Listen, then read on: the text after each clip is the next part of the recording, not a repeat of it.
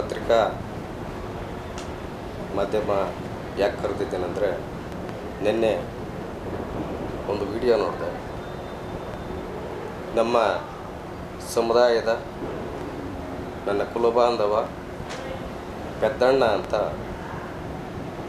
ನನಗೆ ಒಂದು ವಿಡಿಯೋ ಮಾಡಿ ಕಳಿಸಿದ್ರು. ಏನು, ಶಾಸಕರನ್ನು ಟಚ್ ಮಾಡೋ ಮುಂಚೆ ಮೊದಲು ನನ್ನನ್ನು ಟಚ್ ಮಾಡೋ ಅಂತ ಒಂದು ವಿಡಿಯೋನ ಹಾಕಿದ್ರು. ನೋಡಿದೆ, ಪೆದ್ದಣ್ಣ, ನಿಮ್ಮಪ್ಪ ನಿಮ್ಮಮ್ಮ ಒಳ್ಳೆಯ ಹೆಸರು ಮಡಗಿದ್ದಾರೆ ಪೆದ್ದಣ್ಣ ಅಂತ. ಅದಕ್ಕೆ ಗೌರವಿತವಾಗಿ ನೀನು ಯಾವುದೇ ಒಂದು ವಿಚಾರದಲ್ಲಿ ನಡ್ಕೊಳಲ್ಲ. ಎಲ್ಲ ಸಣ್ಣಣ್ಣನ ಥರನೇ ಮಾತಾಡ್ತೀಯ. ನಾನೇನಾದರೂ ನಿನ್ನ ಬಗ್ಗೆ ಏನಾದರೂ ಮಾತಾಡಿದ್ನಾ ಒಂದು ವಿಚಾರ ಇಲ್ಲ. ಯಾಕೆ ನೀನು ನಮ್ಮ ಶಾಸಕರನ್ನ ಟಚ್ ಮಾಡಿ ಆಮೇಲೆ ನನ್ನ ಟಚ್ ಮಾಡು ಅಂತ ಹೇಳಿಕೆಯನ್ನು ಕೊಡ್ತಾ ಇದ್ದೀಯ? ಜನ ನೋಡ್ತಾ ಇದ್ದಾರೆ ಯಾವ ರೀತಿ ಇವರು ಮಾತಾಡ್ತಾರೆ. ಹೋಗಲಿ, ನಾನೇನು ಮಾತಾಡಿದ್ದೀನಿ? ಶಾಸಕರ ಬಗ್ಗೆ ಏನಾದರೂ ಮಾತಾಡಿದ್ದೀನಾ? ಇಲ್ಲ. ಆ ಹುಡುಗ ಯಾರೋ ಮಾತಾಡಿದ್ದ, ಆ ಹುಡುಗ ಬಗ್ಗೆ ನಾನು ಮಾತಾಡಿದ್ದೀನಿ. ನಿನ್ನ ಬಗ್ಗೆನೇ ಮಾತಾಡಿಲ್ಲಲ್ಲಪ್ಪ. ಏನು ಪೆದ್ದಣ್ಣ, ಯಾಕೆ ನಮ್ಮಲ್ಲಿ ಒಂದು ಗೊಂದಲ ಸೃಷ್ಟಿ ಆಗ್ಬೇಕಾ? ನಿನ್ನ ರಾಜಕೀಯ ಏನಿದೆಯೋ ನೀನು ಮಾಡು. ನಾನು ಅವ್ರ ಬಗ್ಗೆ ಮಾತಾಡಿ ನಾನು ಒಂದು ಇದನ್ನು ಗಿಟ್ಸ್ಕೊಬೇಕಾ? ನಾನು ಅವ್ರ ಬಗ್ಗೆ ಮಾತಾಡೋಕ್ಕೆ ಯಾವ ರೀತಿ ಮಾತಾಡಬೇಕು ಏನು ಅಂತ ನನಗೆ ಗೊತ್ತು.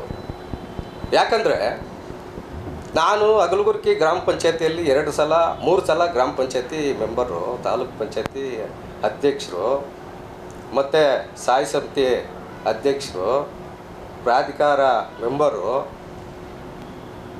ಭೂನಿಯ ಮಂಡಳಿ ಸದಸ್ಯರು, ಹಲವಾರು ರೀತಿಯ ಒಂದು ಇದನ್ನು ರಾಜಕೀಯವಾಗಿ ನಾನು ಬಂದಿದ್ದೀನಿ. ಒಂದು ಕೆಲಸ ಮಾಡುವ ಪೆದ್ದಣ್ಣ, ನೀನು ದಿನ್ನೇ ಹೊಸಳಿಯಲ್ಲಿ ನೀನು ಗ್ರಾಮ ಪಂಚಾಯತಿಗೆ ಹಾಕ್ಬಿಟ್ಟು ಒಂದು ಸಲ ಗ್ರಾಮ ಪಂಚಾಯತಿ ಮೆಂಬರ್ ಆಗಿ, ಆವಾಗ ನಿನಗೆ ಗೊತ್ತಾಗುತ್ತೆ ರಾಜಕೀಯ ಏನು ಎತ್ತ ಅಂತ. ಯಾಕೆ ಸುಮ್ಮನೆ ಪೆದ್ದಣ್ಣವರೇ ನೀವು ಅದ್ರ ಬಗ್ಗೆ ನೀವು ಚರ್ಚೆ ಮಾಡಬೇಕು? ಜನ ನೋಡ್ತಾ ಇರ್ತಾರೆ.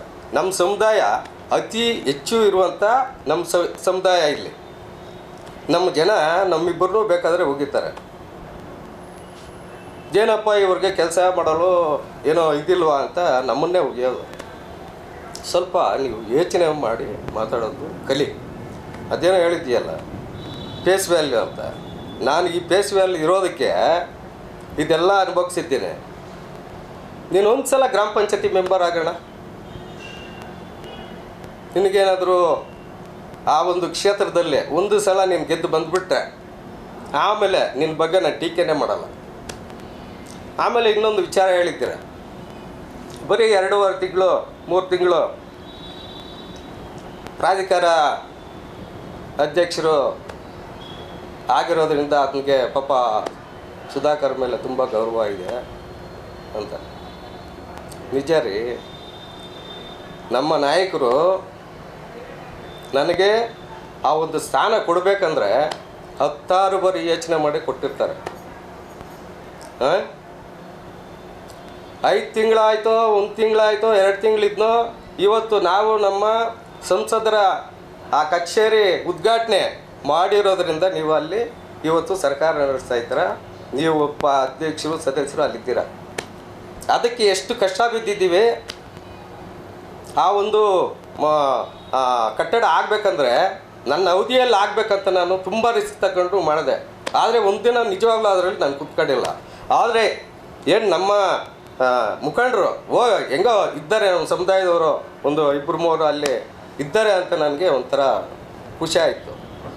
ಹಾಗೆ ನೀವು ಈ ರೀತಿ ಮಾತಾಡ್ತೀರಲ್ಲ. ಇನ್ನೊಂದೇನೋ ಹೇಳ್ತೀರ,